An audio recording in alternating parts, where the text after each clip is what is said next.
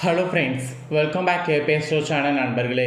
எனக்கு இந்த வீடியோவில் மிக முக்கியமான எச்சரிக்கையான ஒரு ஆன்மீக ஜோதிட விஷயத்தை தான் இப்போ இந்த வீடியோவில் ரொம்ப அதிரடியாக சுவாரஸ்யமாக பார்க்க போகிறோம். சுவாரஸ்யமாக பார்க்குறதுக்கு முன்னாடி எதை பற்றிய விஷயம் அப்படிங்கிறத இன்ட்ரோ மூலிமா சொல்கிறேன். ஃபஸ்ட்டு எதை பற்றிய விஷயம் அப்படிங்கிறத இன்ட்ரோ மூலிமா தெரிஞ்சுக்குங்க. வரக்கூடிய மார்ச்சுடைய 13ஆம் தேதி மிகவும் எச்சரிக்கையான ஒரு நாளாக வருது. ஆக்சுவலி இந்த மாதம் பார்த்திங்கன்னு வச்சுக்கோங்களேன், 2 முக்கியமான சம்பவம் ஒன்று இருக்குது. அதாவது 2 முக்கியமான சம்பவங்கள் நடக்க போகுது. அதில் ஒன்றாவது ஒரு முக்கியமான சம்பவம் நடக்கக்கூடிய நாள் தான் மார்ச் 13ஆம் தேதி. அன்று தமிழ் மாதம் மாசி மாதத்துடைய 29ஆம் நாள். கிழமை வியாழக்கிழமை. கரெக்டாக இன்னும் எக்ஸாக்டாக ஒரு 6 நாட்கள் 7 நாட்கள் தான் இருக்குது. இந்த நாள் அன்னைக்கு அப்படி என்ன சம்பவம் நடக்க போகுதுன்னா, வானத்தில் ஒரு பாசிட்டிவ் வைப்ரேஷன் உருவாக போகுது. அதற்கு காரணம் என்னன்னா, இந்த நாளில் பௌர்ணமி என்ற ஒரு திதியானது வருது. ஆக்சுவலி மாசி மாதத்தில் வரக்கூடிய பௌர்ணமிங்க. இந்த பௌர்ணமி மக நட்சத்திரத்தில் வருது. பூரண சந்திரன் முழு பிரகாசமாக தெரிய போகிறாரு. இதனால் கிரகங்களிடையே சில மாற்றங்கள் ஏற்படுது. இந்த மாற்றங்கள் ஒவ்வொரு ராசிக்கும் ஒவ்வொரு வகையில் மாற்றத்தை கொடுக்கும். அப்படி கொடுக்கக்கூடிய மாற்றத்தை அந்தந்த ராசிக்காரங்க தெரிஞ்சு பயனடையணுங்கிறதுனால ஒவ்வொரு ராசிக்கும் என்ன மாற்றம் நடக்க போகுது அப்படிங்கிறத ஷேர் பண்ணிகிட்ருக்கேன். அதில் இன்றைக்கி இந்த வீடியோவில் விருச்சக ராசிக்காரங்களுக்கு பார்க்க போகிறோம். இந்த வீடியோ விருச்சக ராசிக்காரங்களுக்கு ரொம்ப யூஸ்ஃபுல்லாக ரொம்ப இன்ட்ரெஸ்டாக இருக்கும். விருச்சக ராசியில் பிறந்தவங்க வீடியோவை ஸ்கிப் பண்ணாமல் பாருங்கள். உங்கள் ராசியில் பிறந்தவங்களுக்கு இந்த பௌர்ணமியிலேருந்து என்ன பலன் கிடைக்கும் அப்படிங்கிறத தெரிஞ்சுக்குங்க. இந்த பௌர்ணமி உங்களுக்கு அதிர்ஷ்டமாக இருந்தால் அதிர்ஷ்ட பலன் கிடைக்கும், ஆபத்தாக இருந்தால் ஆபத்து பலன் கிடைக்கும். அதனால் என்ன பலன் கிடைக்கும் அப்படிங்கிறத தெரிஞ்சு அதற்கேற்ப நடந்து பலன் பெறுங்க. உங்களுக்கான பலனை நீங்கள் தெரிஞ்சுக்கிறதுக்கு முன்னாடி ஃபஸ்ட்டு இந்த பௌர்ணமி ஏன் சிறப்பானது அப்படிங்கிறத உங்களுக்கு எக்ஸ்பிளைன் பண்ணுறேன்.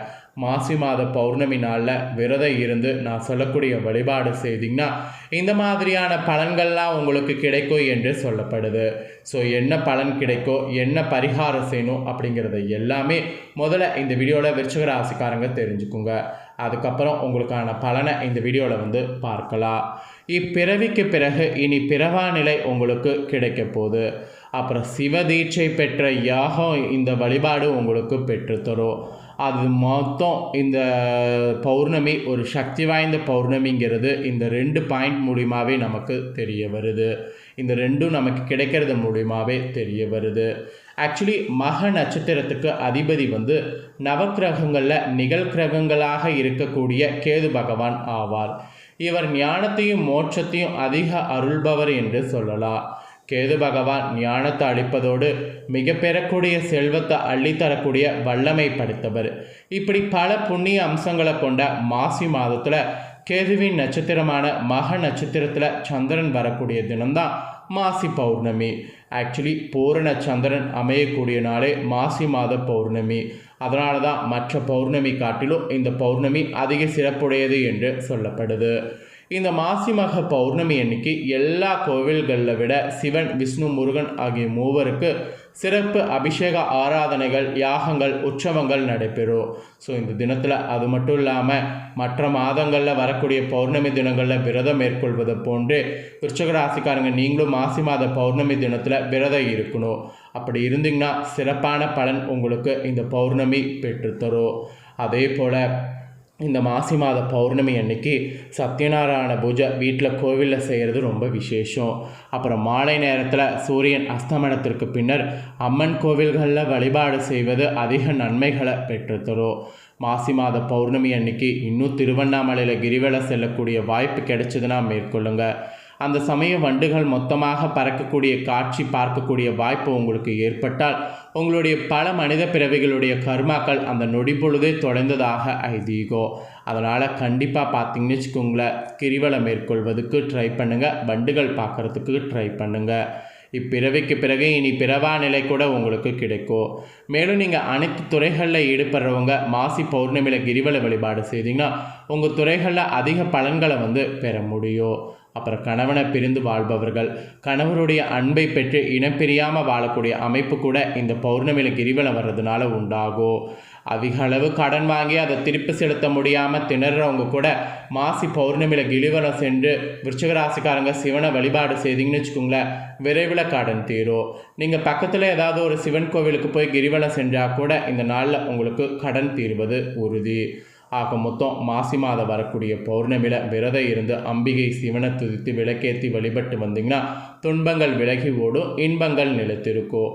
ஒருவேளை நான் மேல் சொன்னதை எதுவுமே உங்களால் இந்த நாளில் செய்ய முடியல, ஒன்றும் பிரச்சனை இல்லை.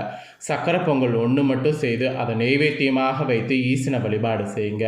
ஒரு 4 பேருக்கு கொடுங்க, இதுவே சிறப்பானது. இதை செய்தாவே சிவதீட்சை பெற்ற யோகம் இந்த வழிபாடு பெற்றுத்தரும். இது ஒன்று மூலியமாகவே எல்லா பலனையும் நீங்கள் அடைய முடியும். ஸோ அதனால் இது ஒன்று மட்டுமாவது ட்ரை பண்ணுங்கள். இதுதாங்க மாசி மாத பௌர்ணமியுடைய சிறப்பு. இந்த பௌர்ணமியில் கிரகநிலைகள் சேர்ந்ததனோட அடிப்படையில் விருச்சிக ராசியில் பிறந்தவங்களுக்கு இந்த மாதிரியான பலன் கிடைக்கும் என்று உங்களுக்கான பலன் குறிப்பிடப்பட்டிருக்கு. ஆக்சுவலி இந்த பௌர்ணமியிலேருந்து நீங்கள் செழிப்போடு இருக்கிற மாதிரி சூழல் உங்களுக்கு அமைஞ்சிருக்கு. அப்புறம் பணியிட சூழல் கூட உங்களுக்கு சிறப்பாக இருக்குது. இருந்தாலும் நீங்கள் சில பின்னடைவுகளுக்கு பின்னர் உங்கள் பணிக்கான அங்கீகாரம் பெற மாதிரி இருக்குது. அதனால் பொறுமையாக இருங்க. அலுவலக முன்னேற்றத்திற்காக உங்கள் பணிகளுக்கு சக பணியாளர்கள் நல்ல ஒத்துழைப்பு நல்குவாங்க. அதெல்லாம் நல்லா யூஸ் பண்ணிக்கோங்க. சொந்தமாக புதிய தொழில் தொடங்கக்கூடிய எண்ணம் உங்களுக்கு இருக்கும். அதனை இப்போ பௌர்ணமியில் செயலாற்றுவது என்றால் குறைந்த மூலாதாரத்தில் ஆரம்பிங்க. அதுதான் உங்களோட தொழிலுக்கு நல்லது. ஏற்கனவே தொழிலில் ஈடுபட்டிருக்கிறவங்க கூட இந்த பௌர்ணமியிலிருந்து தொழில் சிறப்பாக நடக்கும். அப்புறம் உங்களுக்கு காதல் வாழ்க்கை ரொம்ப இனிமையாக இருக்கும். திருமணமான தம்பதிகள் கூட நீங்கள் ஒற்றுமையாக இருப்பீங்க. இந்த பௌர்ணமியிலிருந்து உங்கள் நிதிநிலை கூட சுமாராக இருக்கும். தேவையற்ற செலவுகளை தவிர்த்துக்கிட்டிங்கன்னா ஓகே. பணத்தை சேமிக்க முயற்சி மேற்கொள்ளுங்க. அதுதான் உங்களுக்கு பணத்தை சேமிக்க முடியும். அப்புறம் தலைவலி, தோள்பட்ட வலி, இந்த மாதிரி சிறு சிறு உடல் உபாதைகள் நீங்கள் கண்டிப்பாக பார்த்தீங்கன்னு வச்சுக்கோங்களேன், உடல் ஆரோக்கியத்துக்கு முக்கியத்துவம் கொடுக்கணும். அப்புறம் பள்ளி மற்றும் கல்லூரி மாணவர்கள் சிறப்பாக கல்வி பயில்வீங்க. ஸோ அதுக்கெல்லாம் இந்த டைம் பார்த்தீங்கன்னு வச்சுக்கோங்களேன், உங்களுக்கு சூப்பராக அமைஞ்சிருக்கு. ஆக மொத்தம் உங்கள் ராசிக்கு ஏற்றிறக்கமான பலன்கள் இந்த பௌர்ணமியிலிருந்து கிடைக்க போகுது. ஆக்சுவலி இந்த பௌர்ணமியில் குடும்பத்தில் வயதில் மூத்த உறுப்பினர்களோடு உங்கள் உறவு சில சங்கடங்களை சந்திக்க நேரும். நீங்கள் உங்கள் குடும்பத்தால் அலட்சியப்படுத்தப்படலாம். ஸோ எல்லாத்தையும் நீங்கள் விட்டு கொடுத்து அட்ஜஸ்ட் பண்ணி போனீங்கன்னா இந்த ப்ராப்ளங்கள் ஏற்படாமல் தப்பிக்கலாம். குழந்தைகளுடன் உங்கள் உறவு பார்த்தீங்கன்னு வச்சுக்கோங்களேன், சிறப்பாக இருக்கும். அப்புறம் பரஸ்பரத்தில் கொடுக்கல் வாங்கல் மற்றும் நம்பிக்கை காரணமாக பிணைப்பு நன்றாக இருக்கும்.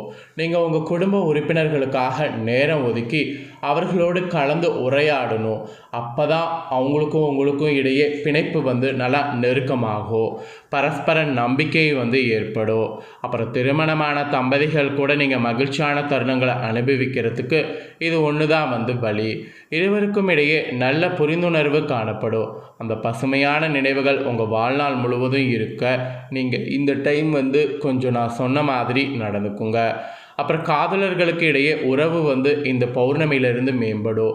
ஸோ காதலர்கள் உங்களுடைய காதல் வாழ்க்கையை அடுத்த கட்டத்துக்கு நோக்கி கொண்டு போகலாம். அப்புறம் உங்களுடைய பொருளாதார நிலை மிதமாக இந்த பௌர்ணமியிலிருந்து இருக்கும். உங்களிடம் பணம் இருக்கக்கூடியது என்றாலும் அது அதிக அளவில் இருக்க வாய்ப்பில்லை. தேவையற்ற பண முதலீடுகளை மேற்கொள்ளக்கூடாது. ஏற்கனவே செய்த முதலீடுகளில் இந்த பௌர்ணமியில் பலனளிக்க தொடங்கும். அதன் மூலம் நீங்கள் வருமானமானது ஈட்டலாம். இது உங்கள் எதிர்கால நலனுக்கு பாதுகாப்பாக வைத்து கொள்வது நல்லது. நீங்கள் காலம் முழுவதும் சம்பாதிக்க வேண்டிய அவசியம் இல்லாத வகையில் உங்கள் சேமிப்பு உங்களுக்கு கை கொடுக்கும். ஆக மொத்தம் நிதிநிலையில் இப்படி கவனமாக செயல்படணும் என்று எச்சரிக்கை உங்களுக்கு மெயினாக இருக்குது. ஸோ இதுதாங்க விருச்சிக ராசிக்காரங்களுக்கு சொல்லப்பட்ட பலன். ஸோ விருச்சிக ராசிக்காரங்க உங்கள் ராசிக்கு இந்த பௌர்ணமியிலேருந்து என்ன பலன் கிடைக்கோ, நீங்கள் எப்படியெல்லாம் நடந்துக்கணும் அப்படிங்கிறத டீட்டெயிலாக ஷேர் பண்ணிட்டேன். ஷேர் பண்ணதை தெளிவாக இந்த வீடியோவில் நீங்கள் தெரிஞ்சிருப்பீங்க. ஸோ தெரிஞ்சதுக்கேற்ப நடந்து பலன் பெறுங்க. நீங்கள் இதை தெரிஞ்சு பலன் பெறுவது போல் உங்கள் ஃப்ரெண்ட்ஸ் ஃபேமிலியில் இருக்கிறவங்களும் தெரிஞ்சு பலன் பெறணும்னு நினச்சிங்கன்னா வீடியோ லைக் பண்ணி ஷேர் பண்ணுங்கள். வீடியோவை உங்கள் ஃப்ரெண்ட்ஸ் ஃபேமிலியில் இருக்கிறவங்களும் பார்க்கட்டும். அவங்களும் விருச்சிக ராசிக்காரங்களாக இருந்தாங்கன்னா இந்த முக்கியமான தகவல்களை இந்த வீடியோ மூலிமா தெரிஞ்சு இதற்கேற்ப நடந்து பலனடையட்டும். ஸோ கண்டிப்பாக வீடியோ லைக் பண்ணி ஷேர் பண்ணுங்கள். உங்கள் ஃப்ரெண்ட்ஸ் ஃபேமிலியில் இருக்கிறவங்களும் பார்த்து பலனடையட்டும்.